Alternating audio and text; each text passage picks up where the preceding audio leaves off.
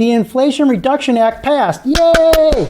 But what does this mean for solar, for EV, for energy efficiency? Well, I'll explain some of the details because the details are so important. It could cost you thousands if not followed. So stay right here. Hi, everyone. I'm Green Greg. So first, let's talk about the solar panels tax credit, also known as the ITC, income tax credit for short. This tax credit was 26% for 2022, and then next year it would be 22% and then go to zero. That was the old law. The new law, it's 30% investment tax credit for 10 years. Then it goes down to 26%, then 22, and then zero. So this is a nice bonus. It'll help save people a lot of money, somewhere between $4,000 and $12,000, depending on the size of the solar system. And by the way, if you have already purchased a solar system in 2022 and you qualify for the tax credit, you will be able to get the 30% rather than the 26%. By the way, just a quick disclaimer, I do not give tax advice. I just simply create awareness. So please consult a tax preparer or accountant.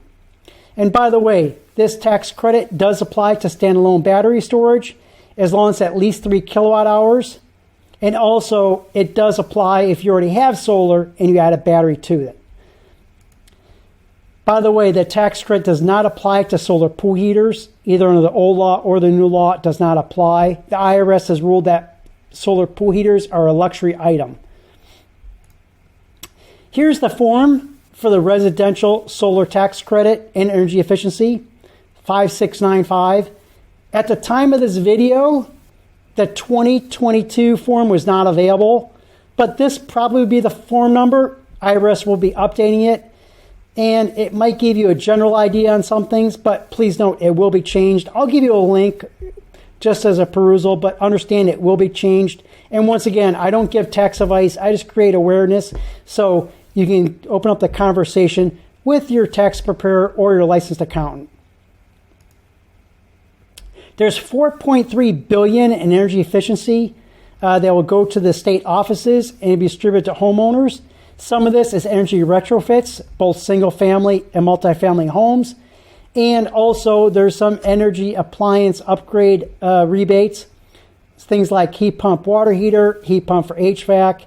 And the Congress has set these maximum amounts, but note that your state may adjust these amounts and come up with a different number, but that's the maximum. And also your eligibility is based on your area median income multiplier. And so you can't exceed a certain threshold to qualify for the rebate. So just keep that in mind. I will give you a link to how to find that area median income. And again, this is very tentative right now. It takes time for the states to get the money and set up their program. So I'm just bringing it to your attention, but just want to make you aware of that. Here is the website you can go to look up the area median income, and then you can go to that previous page and figure out if you qualify. And again, wait for your state to come out with the program, but I want to make you aware of it. There also are state solar and energy efficiency incentives. This website is a great resource. I'll leave a link in the description for you. But basically, you could put in your state, and it'll give you a list of all the incentives available. You could click on it and get more information. So it's a great resource. By the way, they do have a tri-solar calculator. Just note that this button actually belongs to an advertiser who then sells your information to many solar companies. I mean, it's up to you, but I particularly don't like selling my information, and I also don't like companies calling me that I never contacted in the first place. It's just a bit sneaky the way they snuck this in here, and they did not explain that this is an advertiser. So just wanted to make you aware of that. But other than that, it's a great resource on how to find state solar and efficiency incentives.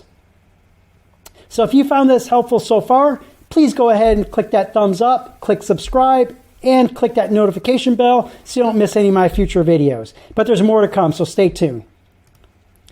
So for big solar projects, the tax credit was 26%, then going down to 22% the following year, and then 10%. There was no tax credit for standalone storage, which means batteries, and there was no production tax credit. And likewise, this tax credit was also increased to 30%. There also are some certain bonuses available. It's a bit complex depending on the size of the solar project, etc. I'm not going to get into that here. I will leave you a attachment in the description so you can review that with your tax preparer or accountant, because again, I just create awareness, but it's good to know that it's available. There is a production tax credit also. As I understand it, it's either the investment tax credit or the production tax credit, so it's one or the other. So there are certain requirements, including the fact that you have to use domestic iron and steel. So just kind of keep that in mind. Again, review this very carefully with a licensed accountant or tax preparer. For EV incentives, 70% of vehicles may not qualify. So let me dig into these details. A new vehicle, $7,500 rebate. A used vehicle, $4,000. Trucks, vans, SUVs must be under $80,000. Cars must be under $55,000. Your adjusted gross income must be $300,000 or less. Requirements for batteries and critical metals must be sourced in the USA and battery components in North America. After 2023, any China components, battery components, will disqualify you from the rebate. And there may be some other requirements. This is what I've seen published so far. So I'd highly recommend ask the car dealer, ask the manufacturer, ask the accountant.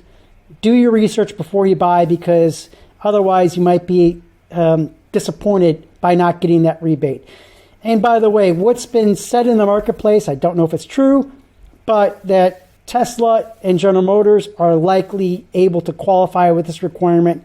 There's some questioning about whether the other automakers will. So we'll just have to see. But yeah, it's not a slam dunk. So do your research, do your due diligence before you buy that vehicle and expect a rebate.